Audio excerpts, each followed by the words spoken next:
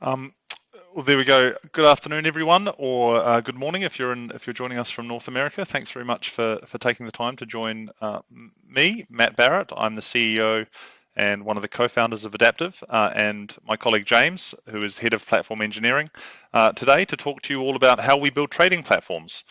Thanks for coming along. The Q&A session, the Q&A functionality of Zoom will be open all the way through, so please do submit questions there, and at the end we will do our best to answer them. Indeed, if a question pops in as we're going through and we see it, we might even take a divergence and answer it as we're going through.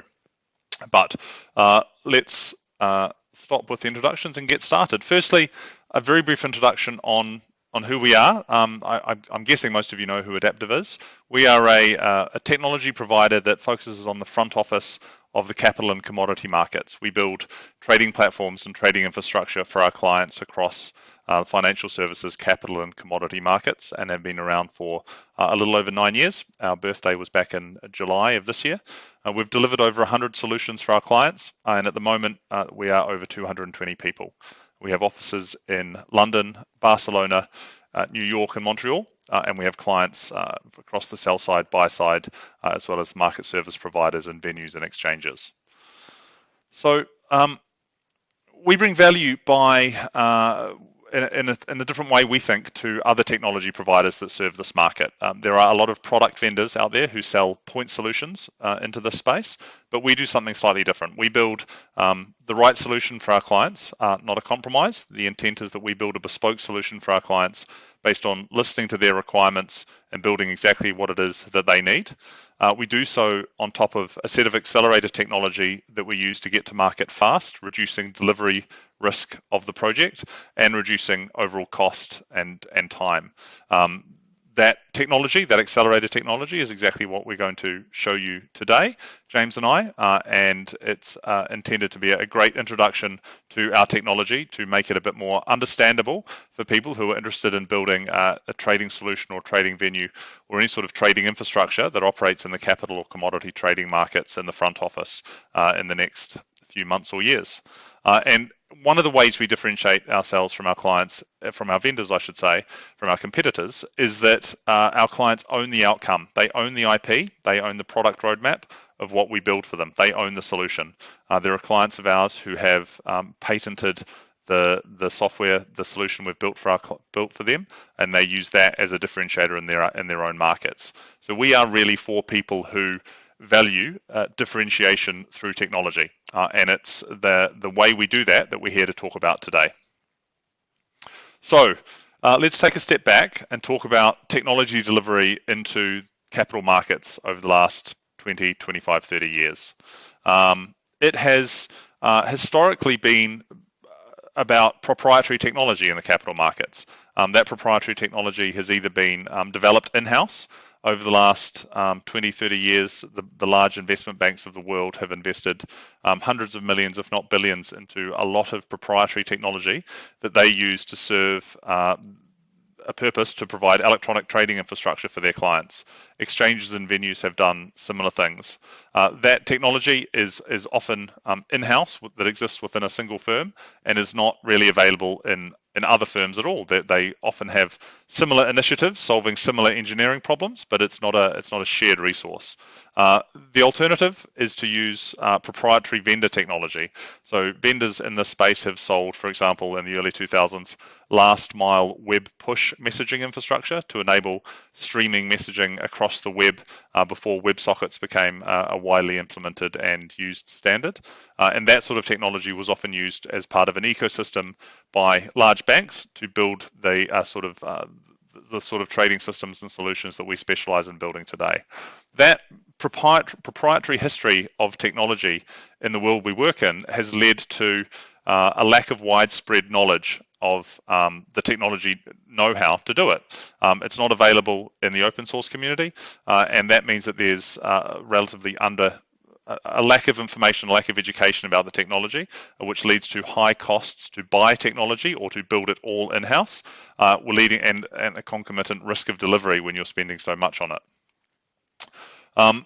there's no widespread technical platform that you can point to and say that infrastructure is widely used across capital markets. It's underserved by two main technology areas that we think of, certainly. The first is low code and no code initiatives.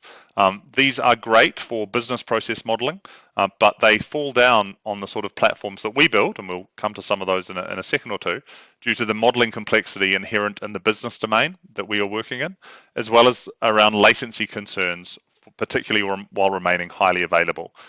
We build systems where very low numbers of microsecond tick-to-trade times are critical for the correct functioning of the market, and it's not the case that sort of low-code, no-code initiatives are intended to fill that problem, really serve that problem. And it's also the case that there are no large open source projects that are really well suited to the capital markets. There are a few niche projects, and our technology, Hydra Platform, builds on one of those, Aeron. But by and by, the very large, very widely popular open source projects, things like Kafka, are not necessarily suitable for the latency nor resiliency concerns of front office capital markets engineering. But we are specialists. That is the only type of applications that we build. We support and enable that and build bespoke custom platforms, backends and front ends for our clients. So they retain ownership, and that enables them to differentiate and create their own competitive advantage. So what are some of the projects and platforms that we've built in the past? This is just a selection, but I wanted to give people a bit of a feel for the scale and the tier of the platforms that our technology is used to build. So we've built a repo trading venue for a global interdealer broker. This is a differentiator because it was the first electronification of what was traditionally a voice flow in the repo market. We've built a repo and IRS sales trader workflow for a European investment bank. A differentiator here due to the huge scope of product types that were supported on the platform that no existing vendor product came anywhere close to supporting. The corporate bond trading platform we built for a large market service provider. That's differentiating by the nature of the liquidity discovery and liquidity distribution mechanism that has been built into the platform, which is highly innovative. And then, of course, a single dealer platform for a large US investment bank that it uses to build its brand, run its franchise, and maintain a digital channel to its clients, and providing a full set of electronic access to all of the products and assets that our clients can trade with them. Highly differentiating for a top-tier investment bank, and not something that can be bought off the shelf. Indeed, something that needs to be built bespoke precisely because it needs to be so differentiating. So those applications are traditionally costly to build, risky to build, and perhaps most importantly, difficult to build. If this is the sort of application we specialize in, it's obvious that we need to do something about it to make it easier, less expensive, and less risky to build your own bespoke trading platform. And that's what we want to go through today, with a focus on the technology that we have built into Hydra Platform. We're going to talk about the different elements. I'm going to explain the different elements that we're going to talk through here, and James will demonstrate it live as we bring to life a trade execution flow in Hydra Platform. When we're finished, the code we've written will be resilient, high performant, cloud deployable, and end-to-end testable. In order to make this presentation appeal to everyone, both technical and not so technical, James and I are going to cover slightly different angles. James is going to give a technical demonstration of each capability that we discuss, and I'm going to highlight the business-focused value that comes from each capability, so that those of you on the call that are perhaps less technical in the audience can follow along and understand how our approach solves the issues that they may have seen personally with the development of a trading solution. So, back to what we're going to demonstrate. Rapidly building high-performant, resilient, cloud-deployable, and end-to-end testable capital markets trading platforms. These things that come out of the box with our platform are the hard problems of computer systems engineering. They result in what is known in the trade as accidental complexity. That complexity, which we introduce to engineering constraints as we try to solve the essential complexity, which is our actual business problem. Our accelerator engineering team's purpose is to solve the accidental complexity of capital markets trading platforms in such a way as to enable the application development team building on top of their technology to focus on the essential complexity of the business problem to create value that our clients can own and use to differentiate in their own marketplace. So what are we going to talk about today? We're going to touch on our model-driven approach to systems development. We're going to talk about a very important facet of the style of engineering we do, which is resiliency and high availability. We're going to talk about our approaches for scaling out and scaling up to handle very large retail loads, as an example, as well as very low latency throughput requirements. We're going to talk about maintaining development velocity with testing. And finally, we'll touch on accelerating front-end development. And as we go through, James will be filling out a demo so that at the end we have an executable trade, a trade execution workflow working in Hydra Platform through an open source showcase application of ours. So, onto model-driven development. A model-driven approach to development lets developers focus on the essential complexity of their business domain. Developers use a simple modeling language, often referred to as a domain-specific language, or DSL, to represent the essential elements of their problem, and use tools to implement the engineering solution to the problem itself. In our accelerators, we use model-driven development in a range of places, but one of the areas that provides the most visible benefit to development team productivity is in generating contracts between a web user interface and the server that provides it with the data it needs to display and interact with. By specifying the contract between the client and the server at, say, the beginning of the sprint, the client and server development teams can now work in isolation throughout the sprint, at the end, developing against contracts emitted by the model. At the end of the sprint, the two teams can integrate their code bases, and a huge raft of integration bugs and misunderstandings between client and server are unable to happen. This greatly increases the velocity of development through the early stages of a project and enables two teams to work in isolation, therefore going as quickly as they can, while enabling them to integrate without bugs. It's a huge boon to developer productivity. Our model-driven approach enables the generation of contracts for multiple programming languages. We support Java, TypeScript, native JavaScript, and a range of native mobile bindings, as well as C++. Now, James, I think at this point you have a demo for us. I do. Thanks, Matt. If you, well, let me share my screen for a second. Yeah, here we are. So I will be demoing kind of various bits over this afternoon. The first bit, as Matt mentioned, is the model-driven development. But before I do, I just want you to kind of run you over through the example app we're going to be talking about. So here's an architecture diagram of a typical system that we would create for any of the, and kind of looks very similar to any of the applications Matt was talking about earlier. We have a clustered engine in the middle that provides us our resilience out of the box. There are usually multiple of those to allow for kind of fault tolerance of individual boxes. And then we've got a bunch of surrounding services that do various jobs, like proxy fix into the clustered engine, talk WebSockets, persist data to a database, map the internal contracts to contracts that can be consumed by downstream systems like back office or a data warehouse, or kind of like very bespoke imperative clients that allow you to integrate with kind of basically whatever you want, whether that be a messaging bus or just a ref data database. Today, we're going to be focusing on these three pieces: the clustered engine, a web gateway to enable WebSocket connectivity, and a trading UI. And the trading UI we're going to be looking at is called Reactive Trader. This has been through various incarnations over the years, started 6-7 years ago now. It's evolved to being built with RxJS on the front end and React, and using Hydra on the back end. You've got typical components that you might see on any FX single dealer platform. You've got the various currencies you can trade. You've got the blotter of trades that you've done. You've also got analytics for kind of what's happened historically.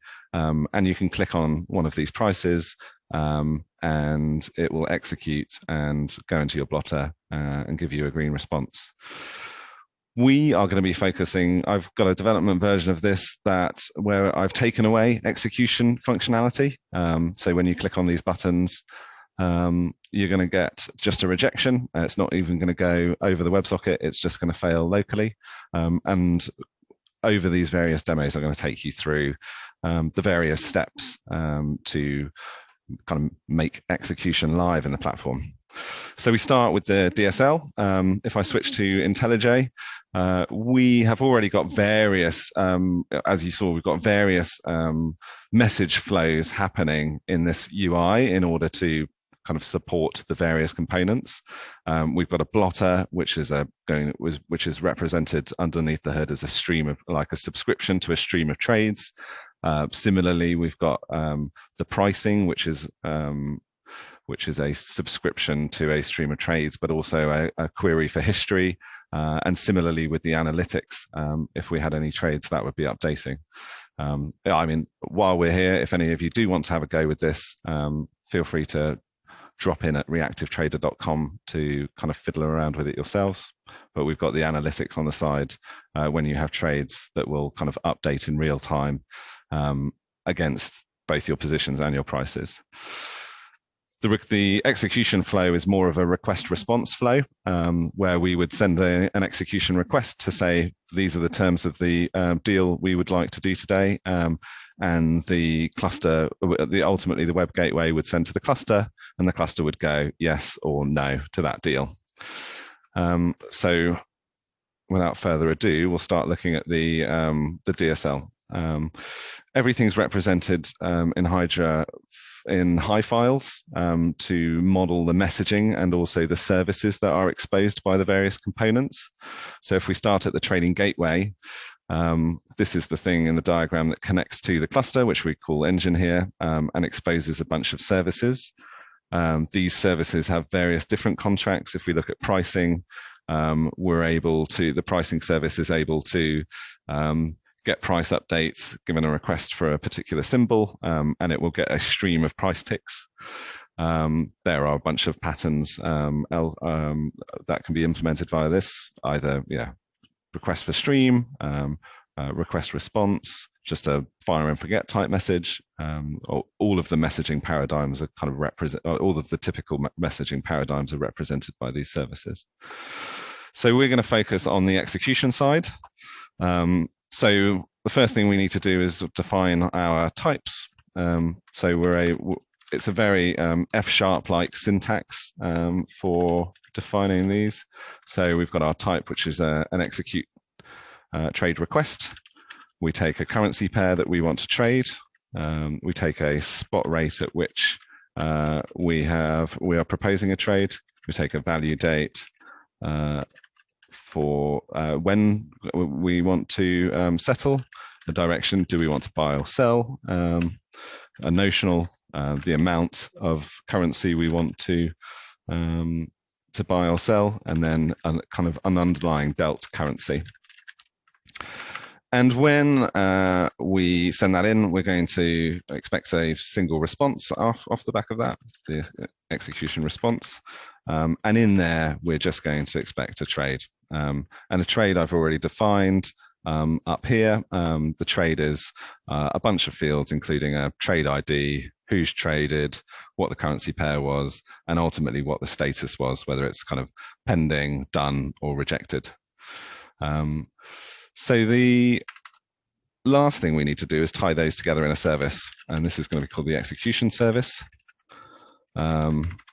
And we simply define this as an execute trade. That's kind of almost the method we're calling with the type that we're calling it with.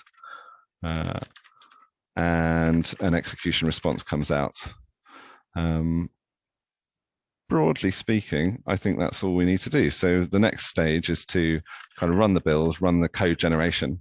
And what we're doing here is we are taking this DSL and we're turning it into both an execution response. So we get nice error messages that work even during a demo. So we're taking this DSL and we're able to generate multiple languages out of it.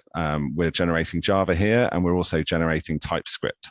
So we're having as Matt mentioned, we've got the same contracts represented in a kind of a language agnostic manner that is deployed both on the Java side and the web client side. And we're generating things like plain old Java interfaces, like an execution service defined here. That is basically, this is the thing we're going to need to implement in the cluster, which I'll do in the next demo. And it takes a correlation ID in order to correlate the request and the response. And it will take the execute trade request that we defined with all of those types. One thing worth mentioning is all of these are flyweight based, so they're very efficient. We're not having to serialize or deserialize. That only occurs when we need to pull data out of fields. So the Hydra from the ground up is designed to be is designed for performance. The other thing I'm going to do before I hand back to Matt is I'm going to define a repository to store our trays in the cluster.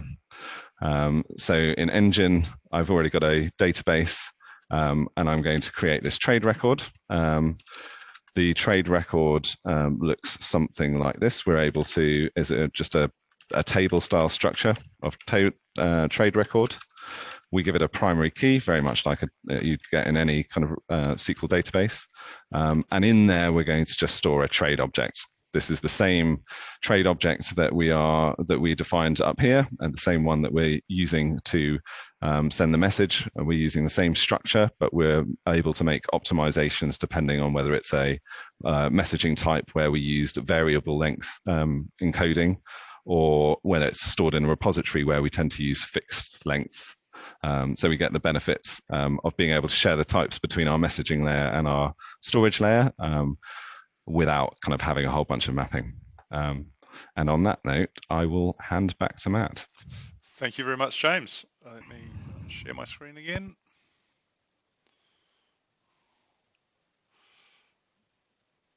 So everybody, what did we just see? We went through the power of using a DSL, a domain-specific language, to model our essential complexity of the business problem. That is, in this world, a trade request and the messages that encode the data relevant to the trade. That resulted in code being generated, which we saw the first of in a Java interface that James showed us. And later on, you'll see the similar service, the mirror of the service being generated in TypeScript for our HTML5 web client to interact with. Further to that, the use of a model-driven development gives some other benefits as well in the areas of supportability and where are my slides here? Here we go. Supportability and supportability of the platform, in that by driving all the messages off a model, those messages can be, when the system is running, logged and monitored and fully introspected in an automated fashion using tools that we've developed as well. And this enables support and operational teams to observe the flows in real time between the different system components to greatly aid diagnosis and monitoring. And that is a huge benefit when it comes to talking about things like resiliency and high availability as well. So, resiliency. Resiliency is critically important in capital markets systems engineering. It's the ability of a system to withstand failure of individual components within it while still providing a correctly functioning service to its external users. As an example, the orders taken by a trading desk from their clients are often contracts, and they need to be stored securely. It's not an acceptable risk to simply have those orders residing in the memory of a single machine, hoping it does not fail for any reason. The orders must first be replicated to different machines to avoid them being lost if a single machine that contains them fails, as well as persisted to disk to ensure that if all the machines to which they have been replicated fail due to a wider issue, like an electricity outage, they remain durable. This is all a great example of accidental complexity. Indeed, this problem in systems engineering related to consistency of state is a hugely complex and always advancing area of computer science. Our technology provides a solution to this by providing a container to write your business logic, and you saw the beginnings of that container with James. The platform takes care of persisting and replicating those messages to different nodes and ensuring they remain consistent. If the node processing the messaging fails, the other nodes in the cluster pick up immediately from where it failed without any human intervention. This is critical for providing cost-effective, reliable trading venues. And in the capital markets, the reliability of your trade execution system has another impact on risk and your ability to price aggressively into the market. The accidental complexity involved here is huge and can overwhelm in cost and time the development effort for the essential complexity of a given platform. James, back to you. Thanks, Matt. So we left off from here. We defined an execution service with the kind of the request and the response that come in. We also defined the trade record where we're ultimately going to store this trade that we create. So the next step is to actually implement it in our engine. One of the things that we code generate as part of this is a context object. Here we get a bunch of helper methods to do various bits and pieces. The ones that we're interested in at the moment are the ones for handling messages. So a cluster has a channel to clients on which we can register services. So we're going to register a new execution service impl into which we're going to pass a proxy to be able to send messages back. We're also going to send in the database trade record. We're also going to add, just for fun, we're going to add a metric where we can count the number of trades that we have stored. So we got this execution service impl. So at the moment, we're just going to create that constructor. It's an empty class. We've got our response proxy. We've got our DB, and we've got our counter, basically. So with those, the other thing we're going to need to do is we're going to need to implement the execution service interface that I showed you last time. That's this execute trade. So we're building so far. So if we go back to here, we store all of these things into fields, and then we implement this method. So we're getting this request in. This looks like very much like plain old Java at this point. The first thing we're going to do, we're just going to, the business rule here is that we're just going to, given it's a demo, we're going to accept all trades. So we're going to, from the DB, we're going to create a record. We are going to fill in a bunch of fields on that trade record so that we get a very much like a builder style pattern on here to say the trade. We're going to take do the trade ID. We're going to take that from the trade record that we've just created because it's an auto incrementing field. We're going to do a bunch of other things. Currency pair. We're going to take this straight off the execute trade request. There are a few other things I'm going to copy and paste just for time. So we're going to take a bunch of things from the field here. These are all just coming off the execute trade request. We're going to say the trader name is me, and then we're going to say the trade status is just done. And there are a couple more dates that are kind of more complex types that we can just copy across straight from the execute trade request to this trade record. So this hopefully goes to show that the disconnect between the data layer in the cluster and the messaging layer, there's no they're the same types, and we can just copy from one to another. We don't have to have a bunch of mapping layers. So we basically stored the trade into the trade repository, and we now just need to send a response back to the client to say that we have done it.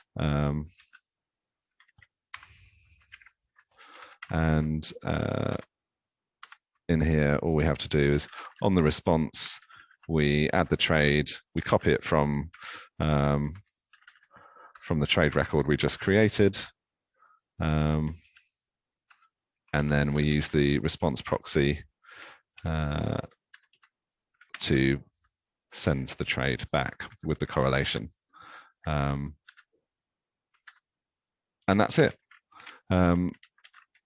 Just to point out, this, when it actually runs the code, this code is going to be run identically across 3 cluster nodes, all in a single threaded context.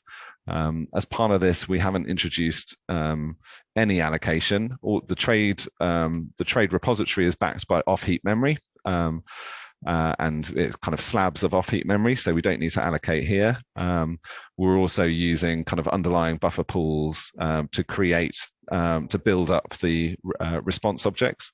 So there's no allocation happening around here. The last thing that I've just forgotten to do is just is build the counter here and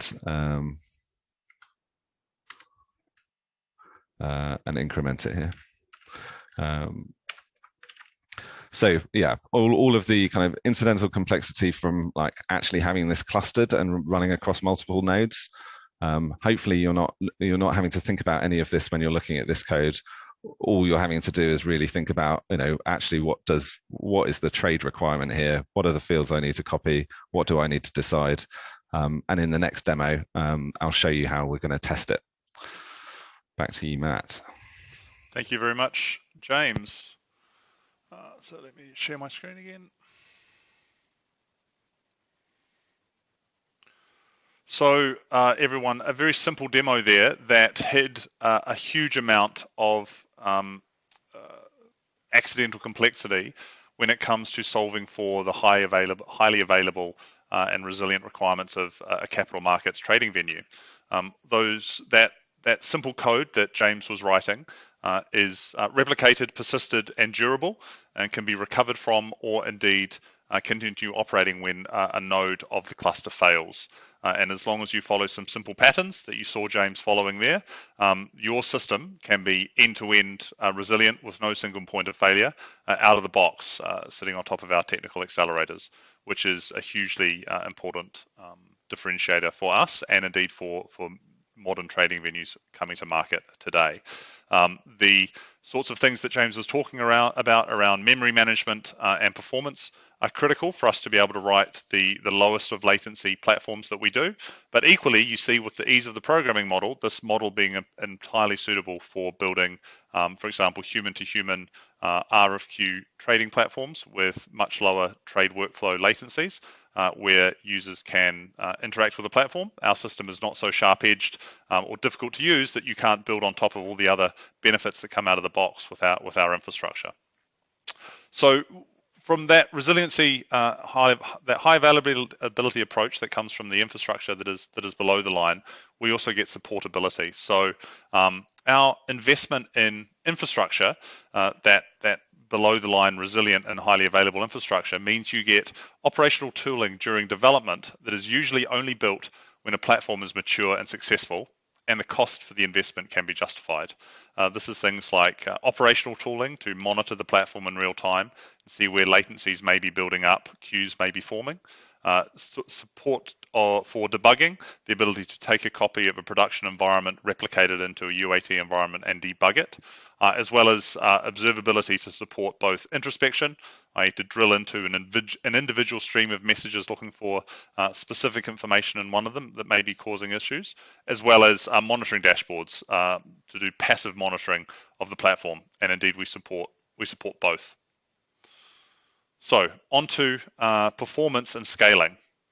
So while the business requirements of capital markets platforms lead your engineering to centralize around a single order book run on a central critical node, the reality is that a single node cannot handle all of the computation required to run a market, including the requirement to distribute market data and process orders from clients. For this, we need to be able to scale out our system and add more nodes to support more clients. Our accelerator technology supports the use of gateways to do exactly this. These provide WebSocket, fix, or binary connectivity to clients, or Kafka and other messaging systems, and can also implement business logic processing. The ability to put business logic in the gateways means that the complex business requirements can be implemented without impacting the latency critical path of the trading system through the core business logic implemented in the cluster itself. The reality of deployment on the cloud makes resiliency even more important. Cloud instances have a higher failure rate than physical infrastructure, and the cloud is fundamentally built to support horizontal scalability along with request response workloads rather than the streaming first workloads we find in the front office of the capital markets. Our cloud native approach works around these architectural biases in the public cloud, creating a platform with the lowest impedance mismatch between the traditional back-end stream-driven worlds of financial services, the public cloud, and the web-driven UIs that our clients access these applications through. We target the cloud as a first-class deployment target to run the platforms we build in production. We define infrastructure as code, meaning we can use our accelerators to rapidly deploy production-grade, secured, and monitored infrastructure in the cloud in a matter of weeks. And it's a huge differentiator for our clients trying to get to market rapidly. The lower cost of capital requirements in the first 6 to 12 months of a platform built on the cloud are huge. That's millions of dollars that can be used elsewhere in project delivery, or indeed not spent at all, and enabling a far lower cost to experimentation in the trading platform and trading venue space than was previously possible. So, on to maintaining delivery velocity. Providing certainty around the correct behavior of a system as more and more functionality is added to it, often over many years, can really slow down a development team. New functionality can interact with all the existing functionality in the system, leading to an exponential explosion in the amount of functional interaction that needs to be tested.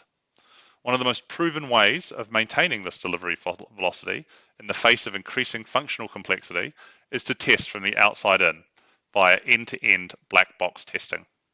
During the development of a new greenfield system, where development teams are focused on the inside of the system, testing from the outside is difficult and expensive and usually not attempted. While the inside is moving and changing on a daily or weekly basis, its boundaries with the outside world are also changing. Our approach provides a stable boundary for us to test from the outside in from the very beginning of the development. And with that, back to James for some more live coding, which I'm sure he is enjoying greatly. Thank you, Matt. Here we are. So we had left off, we'd just written the business logic to execute a trade. We're very trusting. We've taken the spot rate that they've requested and we've just kind of gone with it. And there are no business rules. We're bumping our trade counter and we are sending a response back to the client to say, yes, that was done. So let's test it. Out of the box, Hydra Platform comes with a bunch of helpers to get started with Gherkin style tests, which are kind of very human readable tests that can be used either that can be written by developers or kind of business users. They can be kind of read and written, and I think they encourage a kind of high level contract of the system, business contracts. So we're going to say in this one, we're going to say, given this trade, I expect when I send this execution request in, I'm going to get this execution response out. So I've already added some helpers to kind of build the steps that turn the human readable code into method calls using the same proxies and some of the glue that Hydra Platform provides out of the box for turning tables into messages. We're able to just grab a session, a correlation, an ID, and a type, send it straight on, and I'll show you what this ends up looking like in Cucumber now.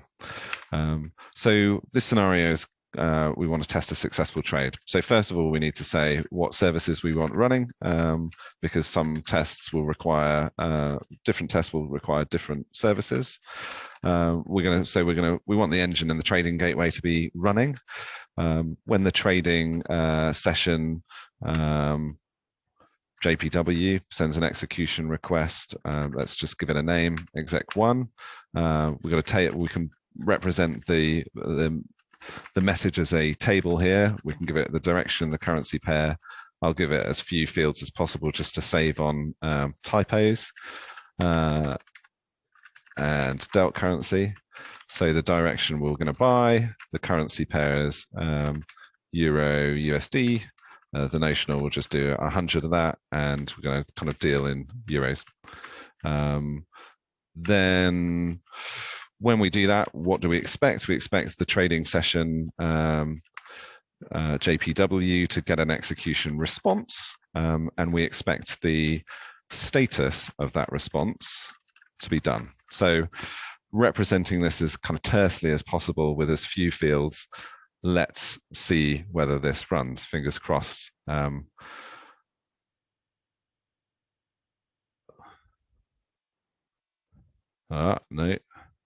the trade-in gateway, not the trade gateway.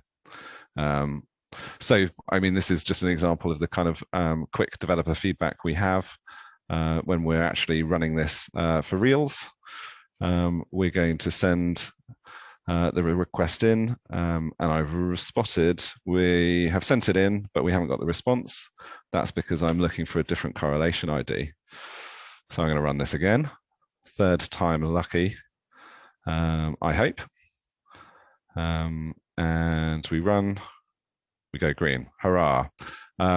So we've got we've got multiple ways of running these tests. This language allows us to run tests against a real life system that's already running. It could be running in Docker, could be running in live. So we've got the contracts, providing we have the endpoints, we can just point it at a real system. But within the context of this test, we can also run it in both a direct mode that spins up no infrastructure. It just spins up the business logic that we've defined and puts in-memory queues in between them, and just make sure that all the messages go round. We can also run this with the real infrastructure, with all of the components running, kind of with Aaron and Hydra cluster underneath. So those among you from a TDD type tradition may say, oh, but you've written your business logic and then your test. That's the wrong way around. So just to show you that we can do the red-green refactor route, I'm going to do another scenario where we add a business rule, and we're going to fail basically if GBP JPY comes in. So fail trade request, we're going to take a very similar version of the code to this. We're going to say, when we get this currency pair, GBP JPY, we'll say the delt currency is JPY there. We're expecting the status to be rejected. So, I mean, just to reiterate, we haven't written this business logic yet, so we're expecting this one to fail. And it's not looking good. So if we look at that step, we can see that we've asserted that we were expecting rejected, but actually we saw done. So let's go back. So that's kind of what we were expecting that to go red. So the last thing I'm going to do before handing back to Matt is I'm going to implement this business requirement. So I'm going to just extract this status. I'm going to say, basically, what currency pair were we dealing with? If we get one of these,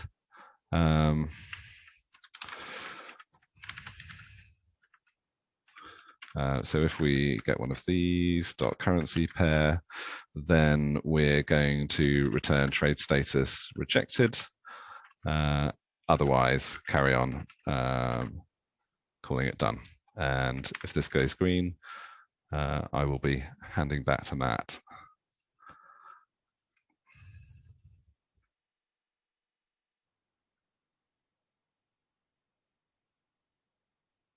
Thank goodness for that. 2 tests pass. Amazing, James. Thank you very much. So what we just saw there is a really critical piece of what we use to keep projects built on top of our accelerator technology moving at a high velocity as they mature. We've found that working with our clients, our client product owners, our BAs to write Cucumber tests from the very beginning on day one of a project, and having the existing infrastructure there to build end-to-end testing out of the box means that there's no desire, no temptation to shortcut in the very first few months of a project to get features out the door rather than focus on testing. Because usually if you do that at the point you've got something worth really testing well 2 or 3 months in, it's too expensive to go back in and retrofit proper outside-in black box end-to-end testing on a system of any significant complexity or size. And as James pointed out, this functionality allows us to run in a distributed fashion against real distributed components, or indeed localized on our own machine, running in a test harness completely, which is really powerful. So we've covered quite a lot, and we've just got one other topic we wanted to talk about before we wrap up and answer any questions that people may have, and that is on how we speed up UI development in particular. So there's been a huge investment in developer productivity over the last few years. The tools that are now available to quickly implement, debug, and test HTML5 UIs are easily the most advanced UI development environments that have ever been made available. But they are only slowly moving to first-class support for stream-first development. By stream-first, I mean the use of a WebSocket or a suitable fallback for all communication between client and server. Reactive Trader is a great example of an application that delivers streaming data that is constantly updating to the UI. For those sorts of applications, the single request response paradigm of plain HTTP is not the right fit, and creates lots of difficulties when developing against the everything is a stream nature of back-end distributed development. We focus on building applications like Reactive Trader, so we needed to make development of streaming client-server interactions incredibly easy, which is why we have a range of client-server interaction patterns in our DSL. Heard James talk about some of those when he took us through writing the DSL for the first time. Along with that, web technologies and web development environments are only slowly moving to support long, multi-year development efforts. The knowledge and experience that comes from building huge, multi-year projects with the essential complexity we find in front office trading systems is still thinly spread in most web development teams. Our accelerators nudge delivery teams in the right direction for this approach to development. We generate client-side services that can be called by the UI to quickly and easily access back-end provided data that updates in real time. And at development time, it means you can connect your UI components to client-side stubs that provide test data to drive your UI through all of its different states, which is a huge win for UI developer productivity. This incredible investment in developer productivity that is occurring in the web at the moment comes at a cost. The HTML5 framework you choose to implement your UI in today will, more than likely, be out of date in a few years' time. This is why the services that we generate on the client side are unopinionated about what web development frameworks are used on top of them. That means that UI components implemented in different technologies can all live on top of our generated services. And to show that in action, I'll hand back to James for one last time. Thanks, Matt. We have a running backend, the one we've just implemented. Going back to the front end, we're still in a state where we are, when we click on the button, we are not working. So I just wanted to show you kind of a bit about what's going on kind of behind the scenes between the web gateway and the client. Hydra codecs are being used not only between the web gateway and the cluster, but also between the web gateway and the client. So by default, we opt for continuing to use that efficient data protocol to send messages. So we're using binary messages. That's not the only thing we can do. We can also switch those binary messages into JSON just with a simple flick of a flag. So we can switch from use JSON false to use JSON true. Beat will do its work to reload, hopefully in the background, and we end up with all of exactly the same messages that represent the price updates flowing down from the server, and ultimately kind of giving us the updates that appear on the screen. So I showed you the Java generated code that we implemented for the execution service. The other side of the contract is being generated in TypeScript. So we have a similar execution service that's represented as a kind of an RX construct. This is something that we've been using at Adaptive for a long time now. That is a kind of library that's proved to be extremely good at representing the kind of streaming interactions that we're dealing with on a daily basis. But this is essentially taking the execution request, the request type that's somewhere that we defined in a DSL. This is being generated into the TypeScript type, and ultimately is being generated into an RX service on which we can call execute trade, and we'll get an observable of execution responses back. So up to this point, we've been using a stub execute trade that takes a similar contract and just returns a null object, a kind of minus 10,000. We're going to switch to using the real thing, hopefully. And if a beat allows us to reload, hopefully, when we start again, sometimes it requires an extra refresh. We will get into a scenario where ultimately, if it catches up with us, I've got two windows going at once. It gets very confused. Let's try with one without the dev tools running.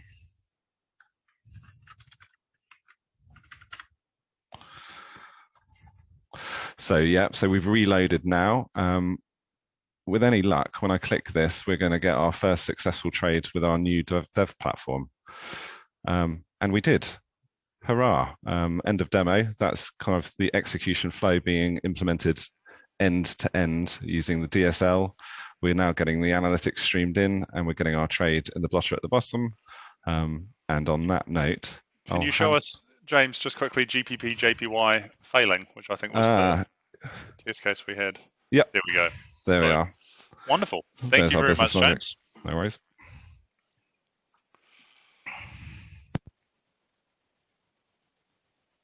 Right, there we go. Thank you very much, James, for agreeing to live code that demo as we went through. Hugely appreciated.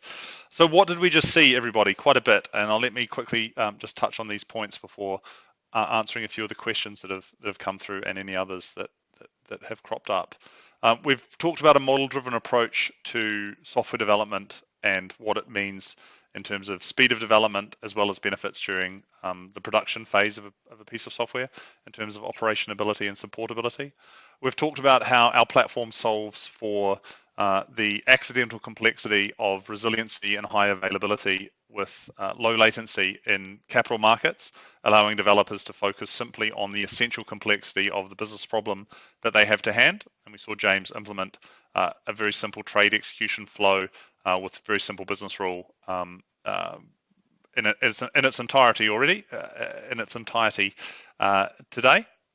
We talked a little bit about how we support scale out and scale up for very high numbers of connected clients across our gateways, as well as how we scale up our central nodes to hundreds of thousands of transactions a second. We talked quite a lot about how we maintain development velocity with testing, which is really based around end-to-end black box testing being supported from day one of the project, and that which pays accumulating dividends over time as more effort is put into it. And then finally, we just saw how we accelerate front-end development through the use of client-side stubs, enabling decoupled development, and we saw James fire up. Finally, the trade execution flow that we implemented in the DSL back at the very beginning to pull everything together. So we've had a few questions come through, which is great. We've got 3 or 4 minutes left before the bottom of the hour. James, I think that first one makes sense for you. Thanks, Matt. The question being, why do you use a specific DSL rather than just using Java? This one kind of evolved over time. One of the reasons we do this is because we're generating code into multiple languages. Java is not the only place that we are using this. We're also generating the contracts, as you saw, into TypeScript, but also .NET. So having a kind of a third, like a third language to be able to, or a fourth in this case, language to be able to define this in made sense. There are also constructs that we're able to represent in this DSL that don't naturally like map into one language or other, like discriminated unions don't map well in Java. But in other languages, they work quite nicely. And in languages like Java, we can use a visitor pattern. We can generate the code for a visitor pattern instead to allow for kind of more intuitive use of those types. So yeah, it's that's it. Thanks very much, James. Another question: given the technical acceleration, does the software development process change? Yes, something we've noticed via engaging. Excuse me. Something we've noticed through our engagement with multiple clients across a number of different projects is that there is an expectation from the client that they can get a firm involved, a technology provider involved, at a point in time at which they may not necessarily have all the answers about what it is that they actually want to build. The issue that you'll have seen from our use of accelerator technology is that we can very rapidly get to implementing business logic. And so we really need the answers to the questions about what the platform needs to do on day one of sprint one, in effect, weeks before, so that we can write requirements and start implementing our test cases. It's a very simple thing to explain, but the reality is we really do need to spend time with our clients, ensuring that they can generate requirements far more quickly than they would have previously. That's on the sort of requirements engineering process side. James, is there any change on the technical side that comes from the technical acceleration we've created? Yeah, I mean, there's a big focus on the business logic rather than the underlying infrastructure to support it. So what would typically take 3 months at the beginning of the project is, to basically create an end-to-end demo is now taking more like a week. So between the development and the kind of testing effort with that accelerator, we really kind of are able to like show that kind of the business value very early on, which as you touched on, really kind of lights a fire under having those requirements kind of ready to allow the developers to work. Yep. Another question here: what actually is the Hydra platform in terms of services and infrastructure? Is it a trade capture system, a booking system, or an order management system? And the answer is that it is the essential complexity, the accidental complexity, and a platform upon which we have actually built a number of all of those systems. So we've built exactly what the questioner has asked, a trade capture system on top of it, as well as booking and order management. We've built a continuously matching order book and RFQ workflow system, sales trader workflow system, IOI distribution system, etc., all by focusing just on the enabling clients to focus on just the essential complexity of their business logic, rather than on spending months, if not years, solving the technical engineering problems that underpin all of those systems. And we think we've distilled the essential elements of technical architecture to solve those problems, and to enable our clients to build exactly the trade capture system they need to use this example to differentiate themselves in their market. But it's a very good question, and if that person got in touch, we'd love to talk more about it in detail. And another question from someone: analytics have become a key differentiator in any technology program. How does Adaptive use analytics like Google Analytics, measuring clicks, screen time, etc., to add value to their customers? A very good question. Anyone building a modern trading UI wants to have the same sort of analytics that retail or other enterprise applications have out of the box. And most, if not all, of the applications we've built have a healthy dose of that integrated through them. That is simply a matter of building with that in mind on the front end. Our open technology, the lack of prescription for the front ends that we build, means that our clients can choose their best of breed analytics tools like Google Analytics or competitors to build in exactly the sort of analytics they need For applications that are internal or private, there's often in-house solutions to this that some of our larger clients have, and that's also an acceptable solution. On the back end, the fact that our data is that our trading platforms and trading venues are being built to run in the cloud first and foremost means that all of the data analytics goodness that comes with Google or AWS is available out of the box. The data is already in the cloud and can be streamed into appropriate analytics platforms in real time simply by connecting it up and doing the analytics as you wish. So on both sides of the front, we have boxes ticked there. Conscious that we have taken 2 more minutes of time than we had hoped. I think there's a couple of other questions here that we will answer, but they've been submitted anonymously. If anyone has any questions that they'd like answered, please do just get in touch. We can be found at all those different places. And I'd just like to take this opportunity to firstly thank James for live coding his way through that on a Thursday afternoon, and all of you for taking the time to attend and showing an interest in our technology. We'd love to speak if you have a platform or trading solution or piece of capital markets infrastructure that you're looking to build, improve. We really think we'd love to help and love to talk more about it. So on that note, thank you all very much, and I hope you all enjoy the rest of your Thursdays. Thanks, everyone.